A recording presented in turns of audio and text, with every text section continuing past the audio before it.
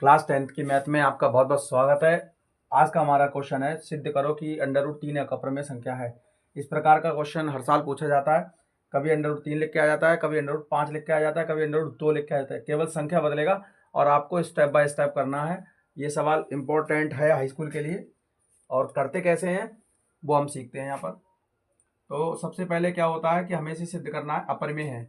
अपरिमेय जान लीजिए, परिमेय संख्या की परिभाषा आपने पढ़ी हुई होगी कि वे संख्याएं जो p/q के रूप में लिखी जाती हैं वे परिमेय संख्याएं कहलाती हैं, और जो अंडर रूट में होती हैं वो p/q के रूप में नहीं होती हैं, क्योंकि इनका मान सदैव भिन्न के रूप में आता ही नहीं है, अपरिमेय है।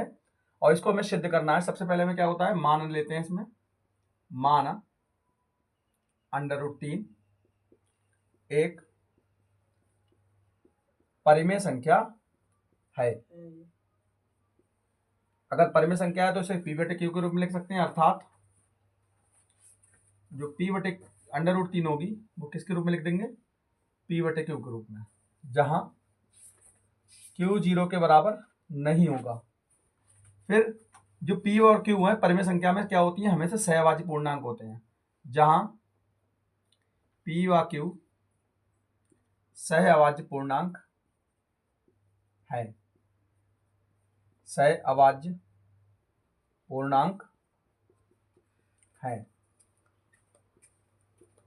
जब ये सहअभाज्य पूर्णांक है तो इनका HCF क्या होगा, HCF जो सहअभाज्य पूर्णांक होते हैं इनका HCF एक के अलावा कुछ नहीं होता, तो इनका HCF P और Q का जो HCF है वो एक के बराबर होगा और किसी के बराबर नहीं होगा, एक होता है। ठीक है। अब हमें सही का आभास, अगर हमारे जो हमने आभास किया है, कल्पना की है कि √3 एक परिमेय संख्या है, अगर ये HCF एक के अलावा कुछ और निकल आया तो ये परिमेय संख्या नहीं होगी, क्योंकि इसकी जो असहभाज्य पूर्णांक है उसका विरोधाभास हो जाएगा। ठीक है। आगे हल करने के लिए हम क्या करते हैं, जो भी हमारा √3 बराबर p/q है उसका वर्ग कर देते हैं। तो √3 बराबर p/q का वर्ग करने पर, जब हम वर्ग करेंगे √3 का वर्ग, तो रूट वाली संख्या का जब वर्ग करते हैं तो उससे रूट जो होता है हट जाता है, और p का हो जाएगा हमारे पास वर्ग, p का स्क्वायर, q का स्क्वायर, q स्क्वायर गुणा में आ जाएगा और 3 बटे में चले जाएंगे, q स्क्वायर बराबर हो जाएगा हमारे पास p स्क्वायर बटे 3। हमारे पास हो गया q स्क्वायर बटे p स्क्वायर बटे 3। अब होगा क्या, ध्यान समझने वाली बात है कि अगर 3 जो है हमारे पास वो यहां पर देखिए q स्क्वायर बराबर है p स्क्वायर बटे 3, तो इससे स्पष्ट है, इससे स्पष्ट है p स्क्वायर 3 से विभाजित है,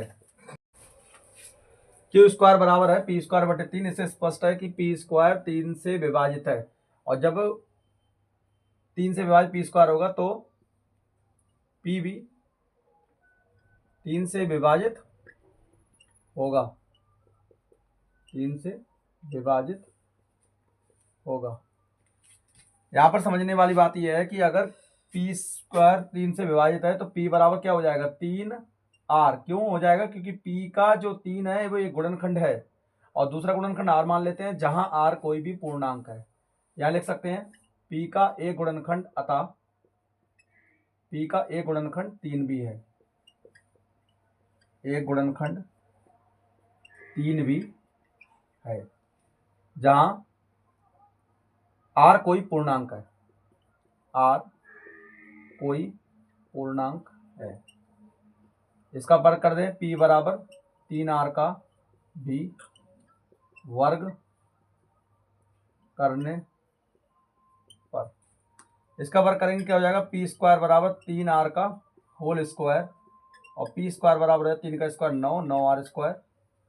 अब p स्क्वायर का मान रख दीजिए यहां से देखकर, p स्क्वायर का मान क्या है हमारे पास, p स्क्वायर बराबर 3q स्क्वायर, तो यहाँ पर कितना हो जाएगा, 3q स्क्वायर बराबर 9r स्क्वायर, 3 से काट देंगे, 3 3 9, तो q स्क्वायर बराबर हो जाएगा 3r स्क्वायर। फिर हम इसी प्रकार से जहाँ में क्या करेंगे, r स्क्वायर बराबर लिख देंगे q स्क्वायर बटे 3, और लिख सकते हैं हम इसमें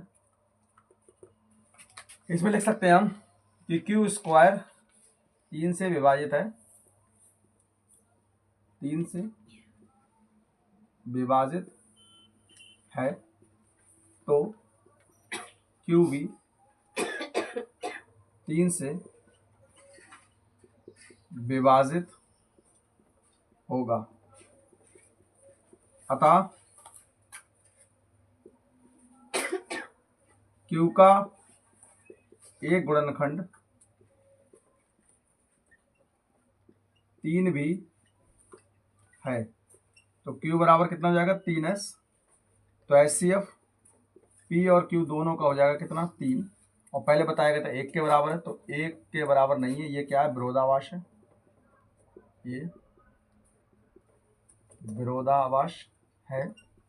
अब विरोधाभास है तो विरोधाभास परमेय माना था तुमने, तो हम क्या लिख सकते हैं, अतः √3 एक अपरिमेय संख्या है,